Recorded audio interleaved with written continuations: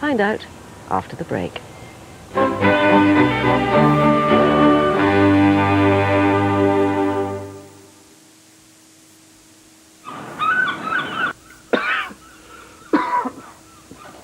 Big night last night, was it? No, quiet. Oh. Call 1571 now and get your messages for free. I love you, baby. I love you, baby. And he's got to go.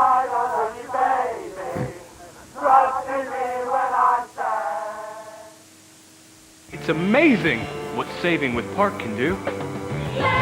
You can do magic. Come on. Save a little each week with Park, and everything you need to make Christmas 2002 really magic can be yours. From fine food and drink to wonderful gifts for her, for him, for everyone. For your free catalogue pack and details of how to become a Park agent, call 0800 426 426 now. That's 0800 426 426. In Moben's half-term extra, there's a free dishwasher with every kitchen. Call Moben on 0800 413 413. To find out if you could be better off with budget car insurance, call us now on 0800 247 247. Budget! 0800 247 247. Got yours yet? For your free Park Christmas catalogue pack, call 0800 426 426 now. That's 0800 426 426. Back again? Yeah. That's a good song. Yeah. There you go. Thanks. Bye. With BT Talk Together, local calls at evenings and weekends are free.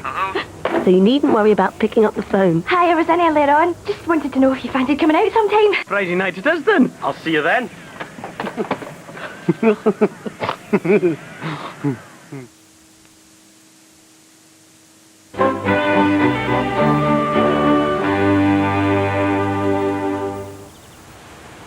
Welcome back to Cotton Power Station. 85% of the water used in the cooling system is returned to the River Trent. Is any of it being used in today's watercolours, I wonder? The work I do at school is very different because we don't go outside and paint from real life as much. Paint more still life and pictures inside the classroom, so it's quite a challenge for me. Mike didn't like the private fishing sign in the corner here because he said it detracted away from the shapes of the cooling tower, but I'm going to keep it in anyway because I think it adds a human touch to the whole painting. I need to add in the dark shades on the painting and just make sure I've got some colour on the pieces of paper that are still white. I'm getting some depth to the actual towers by putting in dark shadows and dark colour for the towers at the back of the ones here which we see in front. It creates a bit of depth, 3D. You can probably see it as you do it. The mere fact of putting a black line down there means that you've got a little bit more of a 3D effect.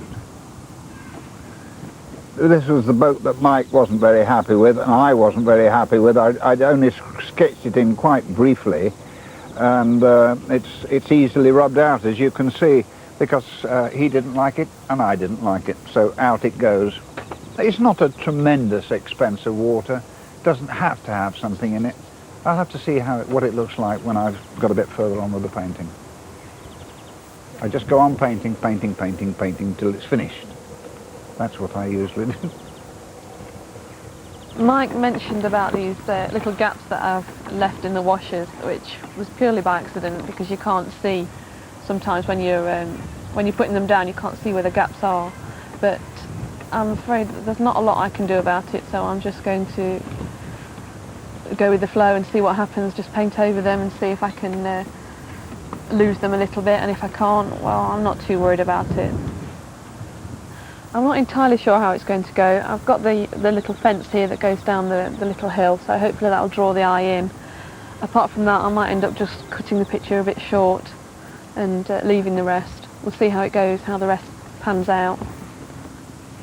Or what you might not expect to find in a power station complex is a nature reserve with frogs plopping in ponds and lots of butterflies around. It's also an education centre for children, so it seems a very fitting place for the painting lesson. Having watched this theme most of the day, we're just going to have a look at how to do some clouds. So what I've got here is a very brief model, is a gradated wash. I'm going from dark to light, with some light clouds in it, just lifted out. And most people think of painting technique is purely about putting paint down, but we can always take paint away again. So with this pre-mixed special paint, a nice granulating cobalt blue there to give a little bit of texture. Right, this one in here? That's this one in here, straight right. in there. Okay. It's already very wet. Lovely. The wind today dries out the paint very fast. So that's across that there. That's it, yeah. And then straight into this darker indigo colour, picking up just into the paint you've just laid. So now one lot of paint is running into the other. That's perfect. And even a little bit more darkness. It's looking very, very dark, but remember this is going to dry out a couple of shades lighter because watercolour always does. So if it's looking too dark, that's probably quite a good sign. To take it off, I mean, either a sponge or some tissue paper, a bit of kitchen roll will do. And using a sort of slightly rolling action, and thinking of this as a drawing tool. Right. So you're drawing clouds with that. You choose the tool which gives you the sort of marks you want. Yes. So if you want something very soft edge, you don't choose perhaps a brush which points or has a particularly hard edge. Quite nice. That's lovely. So we just turn it the other way up. Just take this clip off. And we have a look, and there's the sky going from light on the horizon up to that richer, darker blue above. Those lovely soft clouds rolling through it. It ain't bad, is it? It ain't bad. Could be worse. Thank you, Michael. It's a pleasure, Hannah. I don't feel that I've managed to capture the mood in the same way that I wanted to. When you're painting anything which has got a lot of the same colours in, for example the green and the greys of this particular scene, it's quite easy for the whole lot to look quite boring if you don't add little details in to give the eye something to look at. I don't think I've done that particularly well today. However, the little fishing sign and the red buildings in the background and the electricity pylons do draw the eye a little. I hope that anyone who's actually sat here and looked at this view will be able to see that in my painting. I think it's the shading of the towers which is probably one of the most difficult. The most difficult to me today, which is usually the easiest, is the sky. But there we are. That's just one of those things.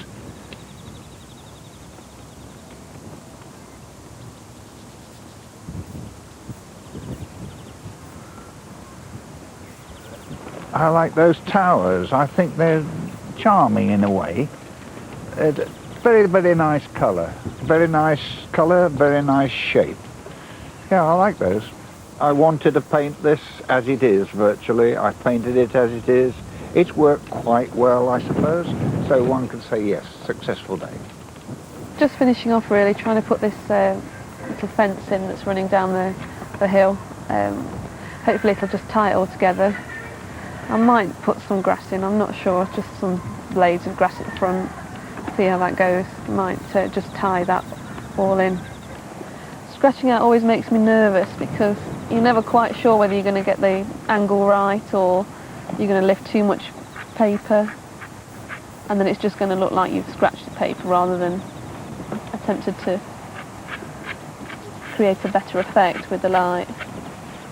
So I'm going to take it very slowly and hope. I don't want to do too much more. It is a peaceful scene, even though you've got the industrial part of the background, and I wanted to make it artistic rather than architectural, I think, and I hope they recognise that. You know, I was up in the control room earlier today, where they produce millions of megawatts of power. And yet, round the umbrellas, from where I was looking, there was this orange glow. I think it was obviously creative energy emanating from these three umbrellas. Oh yes, and by the way, it's time to stop painting, everybody. Thank you very much indeed. Thank you. Mike. Here we are then. Oh, Sarah, Hi, that's Sarah. great. Thank you. Lovely. Had a good day? Yeah, I have really enjoyed it. Great. You took the sort of strong decision to move right in close to this, because the natural instinct when you're faced in front of a broad landscape is to try and paint the whole lot as a very sort of obviously broad landscape, and these become so insignificant, but I love the way you kept them so strong.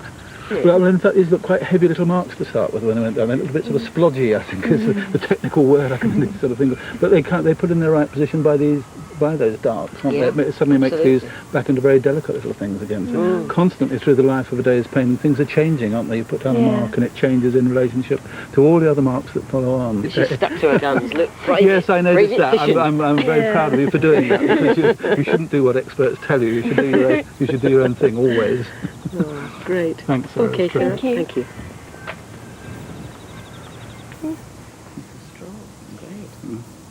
Just a word about this. I mean, at the beginning of the day, this looks so dark and heavy, doesn't it? Yes, that's right. And it's suddenly become totally luminous by the addition of these dark marks right up hard against it. They do such an essential job, those dark marks. That one particularly. Particularly that one, doesn't it? It's a linking device right across the paint. Yeah. Beautifully controlled. Really, really nice. Some very delicate recession tone in this water too, from that tone back to that tone. Yes. Pleased with yourself then? Oh, very satisfied. Thank you very much. Good.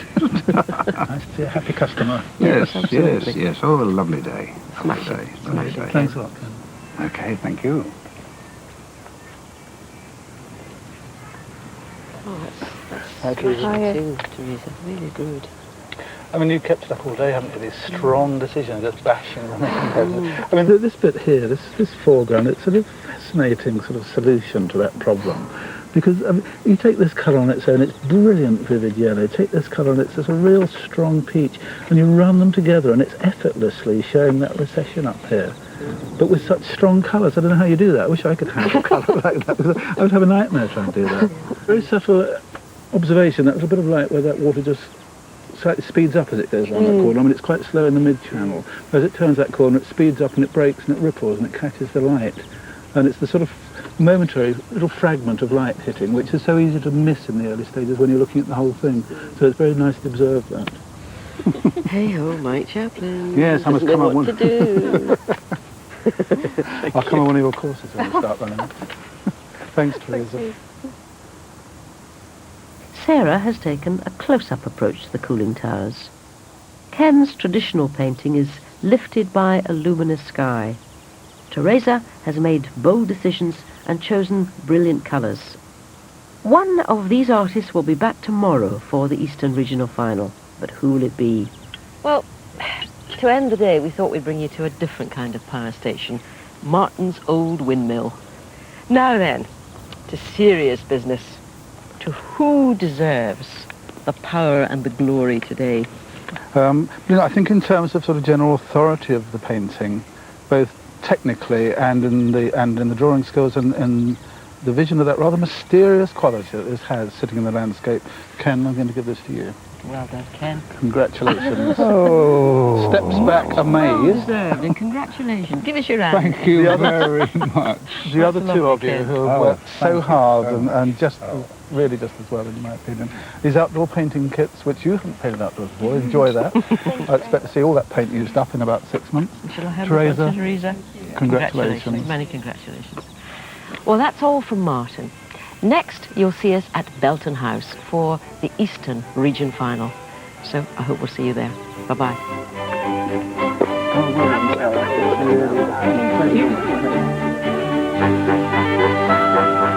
That's tomorrow at 3:15. And if you'd like to order a wallet of 12 postcards of paintings priced $5.99 by celebrity and professional artists from the recent charity specials, call 0208 742 8024 during office hours.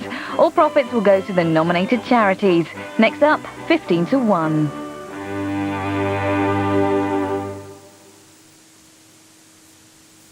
I think it's very... No, I was just saying, 45 minutes. You know, there's 3 numbers games for you. Yeah. And more rounds, because the viewers wanted more rounds. But I mean, there's bound to be more time for me, isn't there? Catch. Come on. Catch.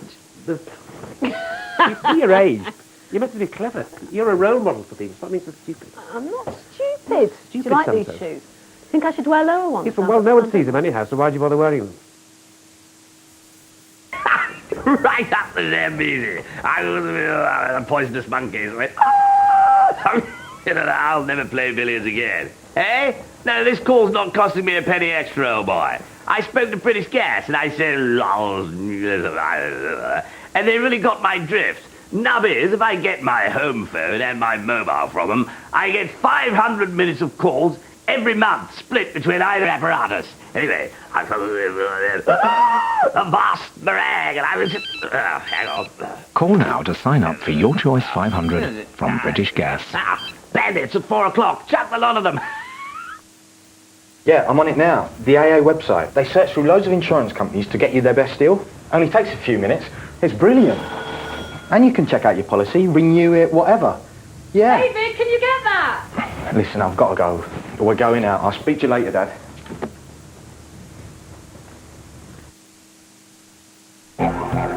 You can get so much out of 2 weeks in Australia with Austravel.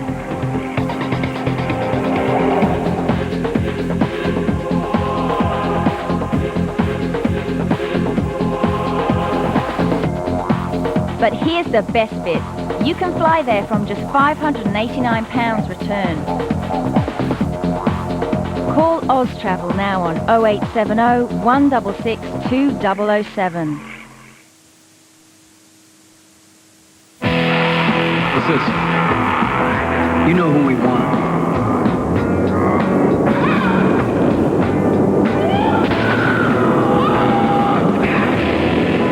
It's Jackie Brown. If you had the chance to walk away with $500,000, would you take it? The footy look is off and a touch of class is in for one young fella in Sell It To Me Straight at 5.25. For now though, think about it.